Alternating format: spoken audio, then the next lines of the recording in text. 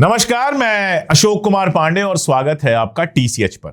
South India की जो फिल्में होती हैं और खास तौर पर तमिलनाडु की जो फिल्में होती हैं वो गजब होती हैं। सब कुछ होता है उसमें, एक्शन होता है, कॉमेडी होती है, सब कुछ होता है। आप अगर 1.5-2 घंटे, तकरीबन 3 घंटे की फिल्में होती हैं, लेकिन 2-2.5 घंटे की फिल्में अगर आप देखिए आराम से तो दिमाग लगाने की बिल्कुल जरूरत नहीं पड़ती है। एक आदमी पता चलेगा पेन चलाएगा, पेन से 8-10 लोग मर जाएंगे, कुछ भी हो सकता है। आप लोगों ने देखा होगा इस समय तमिलनाडु की राजनीति में जो तमाशा चल रहा है उसको देखकर यह लग रहा है कि ऐसी ही कोई फिल्म देखी जा रही है। यह तमाशा अपने आप में कमाल है। सब कह चुके हैं, स्टालिन आकर कह चुके हैं कि जनादेश टीवीके को मिला है, टीवीके को बुलाया जाना चाहिए, मुख्यमंत्री पद की शपथ दिलाया जाना चाहिए। उसके अलावा जो पार्टियां हैं, वीसीके जो पार्टी है वो भी कह चुकी है कि किसी तरह का तमाशा नहीं होना चाहिए, बुलाया जाना चाहिए टीवीके के विजय साहब को और उनको मुख्यमंत्री की शपथ दिलानी चाहिए। सीपीएम सीपीआई जो लेफ्ट पार्टीज हैं वो भी ये बात कह चुकी हैं, लेकिन विजय साहब 3 बार राज्यपाल के दरवाजे पर जाकर लौट आए हैं। 8 तारीख की रात को, यानी कल रात को यह खबर चली कि 9 की सुबह 11 बजे विजय जो है वो ले लेंगे शपथ। विजय ने भी दावा कर दिया, वीसीके ने बोल दिया कि हम समर्थन दे रहे हैं, लेफ्ट ने कहा कि हम समर्थन दे रहे हैं। दावा किया टीवीके ने कि एएमके पार्टी जो है उसके विधायक कामराज जो है वो भी टीवीके को समर्थन दे रहे हैं। ये सारी बातें हो गई और लग ये रहा था कि आज बंगाल में शपथ ले रहे हैं शुभेंदु अधिकारी, तो यहां पर शपथ ले लेंगे, तमिलनाडु में शपथ ले लेंगे विजय साहब। बल्कि प्रभु चावला, इंडिया टुडे ग्रुप के जो मालिक हैं, उनका ट्वीट आया था जिसमें उन्होंने कहा था कि एक ही समय पर हो सकता है तमिलनाडु में भी शपथ हो और शुभेंदु अधिकारी भी शपथ लें। शुभेंदु अधिकारी शपथ लेंगे तो वहां पर प्रधानमंत्री रहेंगे और तमिलनाडु में अगर शपथ होगी तो वहां पर राहुल गांधी और विपक्ष के नेता रहेंगे। तो टीवी वाले क्या दिखाएंगे क्या नहीं दिखाएंगे, मैंने उस समय तो कहा ही था, लिखा था कि भाई टीवी वाले तो नरेंद्र मोदी जी के ऊपर ही 90% टाइम तक अपना कैमरा रखेंगे। टीवी वाले तो अपना कैमरा बीजेपी वालों से हटा नहीं सकते, बाकी जो होगा वो देखा जाएगा। लेकिन वो संयोग ही नहीं बना। विजय कब शपथ लेंगे कि नहीं लेंगे इसके बारे में कुछ नहीं पता है और रोज नया तमाशा हो रहा है। जैसे वीसीके पार्टी जिसके चीफ है थिरुमा वलवन, उन्होंने कह दिया कि टीवीके को हम समर्थन दे रहे हैं, टीवीके सरकार बनाए। यह बात उन्होंने 8 तारीख को कह दिया, शाम तक कुछ नहीं हुआ। आज 9 तारीख है और जब मैं ये वीडियो कर रहा हूं तब तक ये खबर आ रही है कि मीटिंग करेंगे और देर रात या शाम को फैसला देंगे। यानी एक बार कह दिया कि हम समर्थन दे रहे हैं, उसके बाद भी गायब। ऐसे ही जो एएमके पार्टी के विधायक कमराज थे, उनका वीडियो आ गया बाकायदा समर्थन देते हुए, लेटर लिखते हुए, लेकिन वो कह रहे हैं वीडियो फर्जी है, हम पुलिस केस करेंगे, एआई का वीडियो है, अलाना है, फलाना है, ढिमकाना है। यानी पहली बात तो यह कि टीवी के सबसे बड़ी पार्टी थी, तो एसआर बोम्मई वाले मामले में सुप्रीम कोर्ट की बेंच ने जो फैसला दिया था कि सबसे बड़ी पार्टी को मौका दिया जाना चाहिए, उस फैसले के उलट काम करते हुए राज्यपाल साहब नहीं बुला रहे हैं। उनको बुला लेना चाहिए था। अगर नियम कानून से चलते तो उनको टीवीके को शपथ करा देनी चाहिए थी, क्योंकि वो सबसे बड़ी पार्टी थे। नंबर 1 तो ये हो गया। इस पर काफी बात हो चुकी है, मैं भी काफी बात कर चुका हूं, इसलिए इस पर कोई बात नहीं करूंगा। लग ये रहा है कि राज्यपाल महोदय किसी भी तरह से इस शपथ को टालना चाहते हैं और ऊपर से दिल्ली से या कहीं और से, दिल्ली से ही पड़ रहा होगा, इससे ऊपर कहां हो सकता है, वहां से यह दबाव पड़ रहा है कि किसी भी तरह इनके नंबर 118 ना हो पाए। अब कांग्रेस के ऊपर तो जोर चलेगा नहीं, तो कांग्रेस के विधायकों को तोड़ने की कोशिश हो सकती थी, जिसके चलते कांग्रेस के जो 5 विधायक हैं उनको हैदराबाद शिफ्ट कर दिया गया है कि पोचिंग ना हो पाए, हॉर्स ट्रेडिंग ना हो पाए, इनको खरीदा ना जा सके। हालत यह है कि हमेशा सरकार के साथ रहने वाले अर्णव गोस्वामी और सरकार के ही एक एक्स सॉलिसिटर जनरल चैनल पर बैठे हुए थे। राज्यपाल साहब वहां पे कह रहे थे, तमिलनाडु के राज्यपाल कह रहे थे कि अगर कम विधायकों के साथ सरकार बनाने की मैं इनको इजाजत दे दूंगा तो हॉर्स ट्रेडिंग हो सकती है। तो वहां पर अर्नब ने ही सवाल उठा दिया कि दूसरा जो खेमा है, जिसके पास बहुमत नहीं है, वो भी तो हॉर्स ट्रेडिंग कर सकता है। एआईडीएमके के लिए भारतीय जनता पार्टी भी तो हॉर्स ट्रेडिंग कर सकती है। भाई, विधायक तो किसी के भी बिक सकते हैं, आजकल किसी के ऊपर कोई कंट्रोल नहीं है। कांग्रेस का विधायक भी बिक सकता है, डीएमके का भी बिक सकता है, एआईडीएमके का भी बिक सकता है, और जहां 2-2, 3-3 वाली पार्टियां हैं, वीसीके है, एएमके है, ये भी तो बिक सकते हैं। अब आप वीसीके को देखिए, खुल के आती है, कहती है भारतीय जनता पार्टी का खेल नहीं चलने देना चाहिए, ये नहीं होना चाहिए, वो नहीं होना चाहिए, लेकिन अभी तक समर्थन का लेटर जारी नहीं किया है। ऐसे ही जो एएमके पार्टी के हैं वो समर्थन देते हैं और अब कहते हैं वो लेटर फर्जी था। टीवीके का कहना है कि उन्होंने समर्थन दिया था, वीडियो जारी होता है, वो कहते हैं फर्जी लेटर था, फोर्स सिग्नेचर था और वीडियो भी मेरा फर्जी था। एक चीज और हो सकती है, एक तो ये हो सकता है कि ऊपर से दबाव पड़ रहा हो, जिसकी पूरी उम्मीद है इन लोगों के पुराने केस वेस खोलने का मामला हो, और दूसरा ये हो सकता है कि ये लोग भी सोच रहे हो कि आज जो मिल सकता है वो ले लो।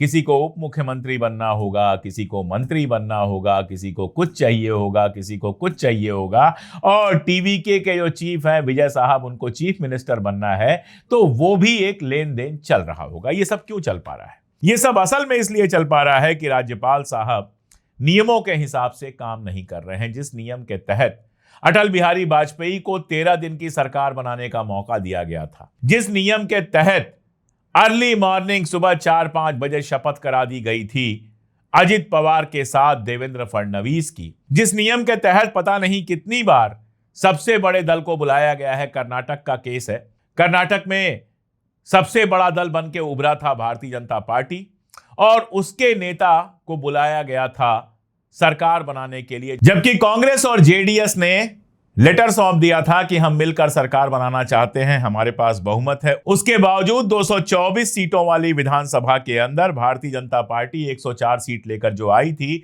येदियुरप्पा जो उसके लीडर थे, उनको सरकार बनाने का मौका दिया गया। यह अलग बात है कि 15 दिन के अंदर ही उनकी सरकार गिर गई और फिर कांग्रेस और जेडीएस की सरकार बनी, लेकिन मौका उनको दिया गया था कि भाई 15 दिन का मौका ले लीजिए, इसमें अगर समर्थन जुटा लेंगे तो आप सरकार बना लीजिए, और सबसे बड़ी पार्टी थी इसलिए उनको मौका मिला था। लेकिन यहां पर बहुमत से केवल 10 सीट कम, और 10 भी नहीं है क्योंकि 208 उनके, 5 कांग्रेस के और 4 सीपीएम सीपीआई के, 108 और 9 117 तो उनके हो ही चुके हैं, एक कम है केवल बहुमत से।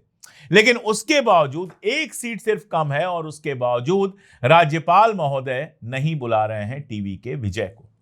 वैसे मैंने सलाह यह दी थी कि भारतीय जनता पार्टी का एक विधायक जीता है, राज्यपाल महोदय उसको बुलाएं और उसी को शपथ दिला दें मुख्यमंत्री की, और 5 साल का समय दे दें कि भाई 5 साल में तुम अपना बहुमत आराम से सिद्ध करो। बाकी ईडी है, सीबीआई है, इनकम टैक्स है, अमित शाह जी हैं, नरेंद्र मोदी जी हैं, पुलिस है, सेना है, पता नहीं क्या क्या है, सब लगाकर बहुमत तो इकट्ठा कर ही लिया जाएगा। बहुमत का इस तरह से तमाशा बनाना, बहुमत का इस तरह से मजाक बनाना कमाल है। इसके पहले भी चुनाव होते रहे हैं, इसके बाद भी चुनाव होते रहेंगे। लोकतंत्र में चुनाव होते रहते हैं, लोग हारते हैं, लोग जीतते हैं। लेकिन भारतीय जनता पार्टी ने इन चुनावों को ऐसा बना दिया है कि जहां फ्रंट गेट से एंट्री नहीं मिले वहां बैक गेट से एंट्री मारो, जहां फ्रंट और बैक दोनों से एंट्री ना मिले वहां खिड़की से कूद जाओ, जहां खिड़की से भी एंट्री ना मिले वहां नाली में हाथ घुसा के अंदर घुसने की कोशिश करो। इस तरह से सरकारों के अंदर घुसने की कोशिश कर रही है भारतीय जनता पार्टी। क्या खबर आई थी? खबर यह आई थी कि एआईडीएमके जो तीसरे नंबर की पार्टी है, उसको डीएमके और उसके सहयोगी समर्थन देने के लिए, डीएमके तैयार हो गई थी, सहयोगियों से कह रही थी आप भी समर्थन दे दीजिए। अब इस सरकार का क्या मतलब होता है? एआईएडीएमके को देखें आप तो जयललिता के रहते रहते ही वो भारतीय जनता पार्टी के कब्जे में चली गई थी, और जयललिता के मौत के बाद तो एआईएडीएमके को जैसे भारतीय जनता पार्टी ही चला रही है। यानी एआईएडीएमके की सरकार बनना मतलब भारतीय जनता पार्टी की सरकार बनना। स्टालिन साहब जो पूरे 5 साल ये कहते रहे कि एआईएडीएमके भारतीय जनता पार्टी के लिए काम करता है, उस एआईएडीएमके की सरकार को समर्थन देने के लिए तैयार हो गए थे। सीपीएम के जो नेता हैं एमके बेबी, उनका तो कल बयान आया था, टीवी पर बयान आया था। उन्होंने कहा था कि स्टालिन एआईएडीएमके को सहयोग देना चाहते थे और चाहते थे कि हम लोग भी जो डीएमके के साथ हैं वो एआईएडीएमके को समर्थन दें ताकि उनकी सरकार बन सके। एक ऐसी सरकार बने जिसमें तीसरे नंबर की पार्टी सरकार बनाए, दूसरे नंबर की पार्टी उसको समर्थन दे। और स्टालिन भारतीय जनता पार्टी समर्थित एआईएडीएमके को समर्थन देने के लिए तैयार हो गए थे, सिर्फ इसलिए कि टीवी के विजय और कांग्रेस को सत्ता से दूर रख सकें, या उनकी भी फाइलें पड़ी हुई हैं दिल्ली में जिनका कोई डर है, मैं नहीं जानता। लेकिन स्टालिन जो लगातार बीजेपी के खिलाफ बोलते रहे, आप देखिए कई राज्य हैं जहां पर राज्यों में समर्थन नहीं है, राज्यों में समझौता नहीं है, लेकिन सेंटर में समझौता है। आम आदमी पार्टी ने दिल्ली में अलग चुनाव लड़ा, कांग्रेस से मिलकर चुनाव नहीं लड़ा विधानसभा का, पंजाब में भी नहीं लड़ेगी, लेकिन सेंटर में समझौता है। ऐसा कई पार्टियों के साथ है, लेकिन उसके बावजूद उन्होंने इंडिया से निकलने की बात नहीं की। लेकिन यहां कंडीशन यह है कि डीएमके की कनिमोई साहिबा ने तुरंत लेटर लिख दिया लोकसभा अध्यक्ष को कि हमारी सीटों की व्यवस्था अलग की जाए, क्योंकि कांग्रेस के साथ हमारा गठबंधन टूट गया है। ऐसी क्या जल्दीबाजी है? वीसीके अगर सपोर्ट कर देगा, सरकार बन जाएगी। लेकिन ये जो खटास डीएमके ने कांग्रेस के साथ पैदा की है, ये कहना कि कांग्रेस ने हमको धोखा दिया। आपने भी कांग्रेस को सिर्फ 28 सीटें दी, आपने भी कभी मंत्रिमंडल का हिस्सा नहीं बनाया। जबकि अगर आप याद करेंगे तो जब कांग्रेस की यूपीए 2 की सरकार थी, करप्शन के आरोप लगे थे, तो सबसे ज्यादा डीएमके के लोगों के ऊपर ही करप्शन के आरोप लगे थे। कनिमोई भी जेल गई थी, लेकिन कांग्रेस ने डीएमके को अपने मंत्रिमंडल में हिस्सा दिया था। लेकिन डीएमके ने कभी अपने मंत्रिमंडल में कोई पावर शेयरिंग नहीं की कांग्रेस के साथ। सीटें लोकसभा और विधानसभा दोनों में लगातार घटाते गए। सवाल मेरा यह है कि कांग्रेस की गलती है, डीएमके की गलती है, वो आप तय कर लीजिए। सवाल मेरा यह है कि क्या वाकई डीएमके बीजेपी के खिलाफ है? क्या वाकई बीजेपी को बाहर रखना चाहती है सत्ता से डीएमके, या फिर अपनी गद्दी किसी तरह से बनी रहे, अपना प्रभाव किसी तरह से बना रहे, इसके लिए वो किसी से भी किसी तरह का समर्थन कर सकती है? और सच यह है कि जब ऐसी स्थितियां बनती हैं, जब स्टेट की पार्टियां इस तरह की हरकत करती हैं, तभी भारतीय जनता पार्टी मनचाहा काम कर पाती है, जो वो लगातार कर रही है।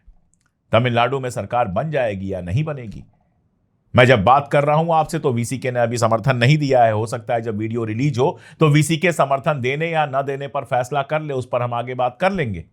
लेकिन भारतीय जनता पार्टी और डीएमके का इस पूरे मामले में जो रवैया रहा है, वो रवैया देखकर दो बातें तय होती हैं। एक तो यह कि भारतीय जनता पार्टी सत्ता में बने रहने के लिए किसी भी हद तक गिर सकती है, और दूसरा सवाल यह उठता है कि डीएमके जो लगातार भारतीय जनता पार्टी के खिलाफ होने की बात कर रही थी, वो वाकई भाजपा के खिलाफ है, या फिर उसके पास कुछ ऐसा छुपाने के लिए है, उसकी कुछ ऐसी फाइलें हैं जिसके डर से वो भारतीय जनता पार्टी की बात मानकर एआईएडीएमके को समर्थन देने के लिए तैयार हो गई, या फिर कांग्रेस से नफरत इतनी गहरी है साथ रहने के बावजूद कि कांग्रेस और टीवीके सत्ता में ना आ जाएं, इसके लिए अपने धुर विरोधी एआईएडीएमके को भी समर्थन देने के लिए डीएमके तैयार हो गई।